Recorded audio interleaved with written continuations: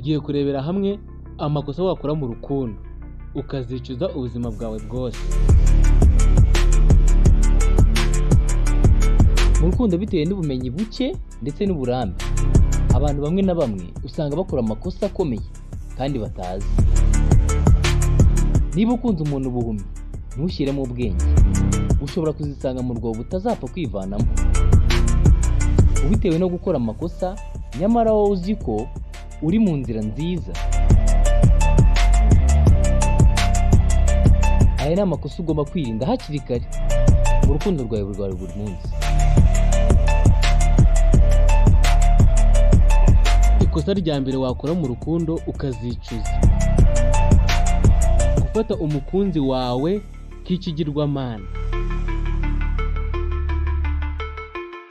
Yego uramukunda, ariko nanone kumuha ubuzima bwawe bwose sibyo.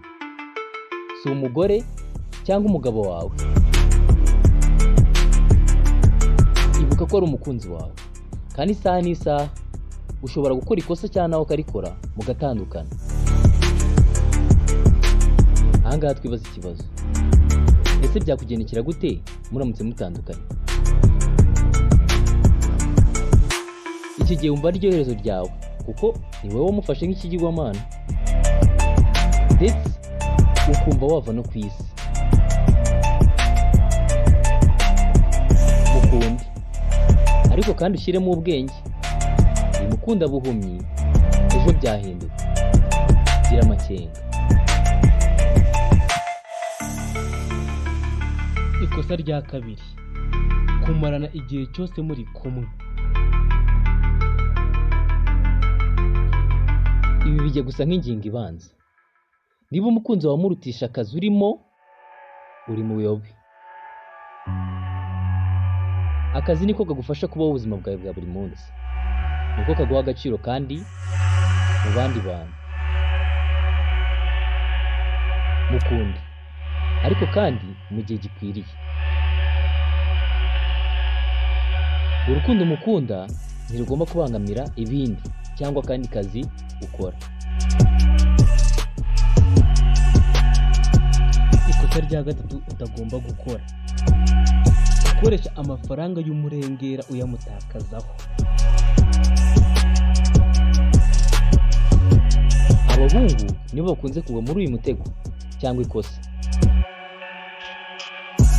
Gukunda umukobwa ntibivuze kwirarira ndetse no gusesagura.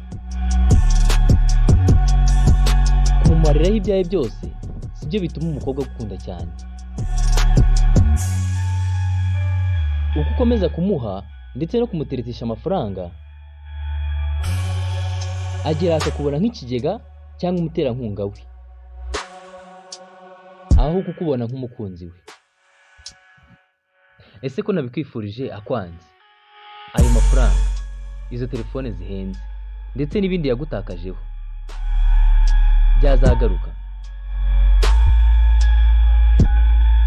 Ntuzasigara se nta n'urwara rwo kwishima? Ngo nawe waraterese.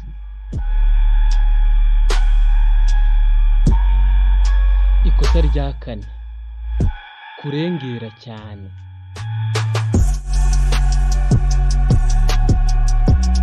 Kwirirwa umwandikira, ukanamuhamagara cyane, ukarengera, si byiza.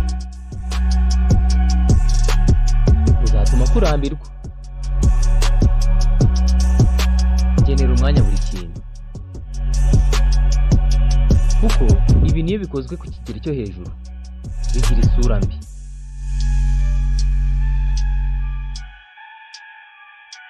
Ikosa rya gatanu utazakora: gufuha cyane.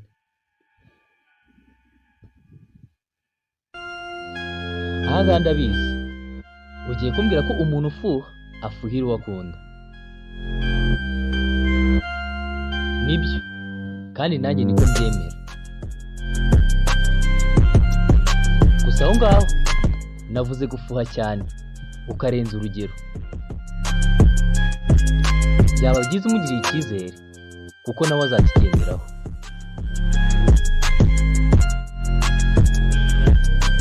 Ikosa rya gatandatu utazakora: kuryamana n'umukunzi wawe mutarabana. ahangaha abakobwa bakunze kwishuka cyane, kumva ko gukorana n'umuhungu imibonano mpuzabitsina ariko kumugaragariza urukundo. Ibyo si byo uribeshya umukobwa mwiza, kuko iyo muryamana cyane mugakora imibonano mpuzabitsina niko umuhungu akomeza kugufata nk'igikoresho akoresha ari kwishimisha. Umuhungu akajya akubonamo biri hanze.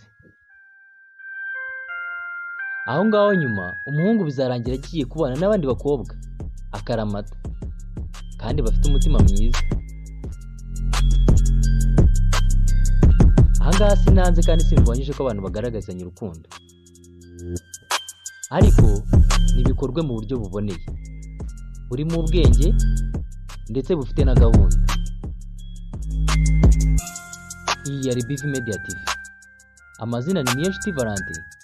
Muri studio ntago ni jyenyine, ndi kumwe na Ale Arani Beritra.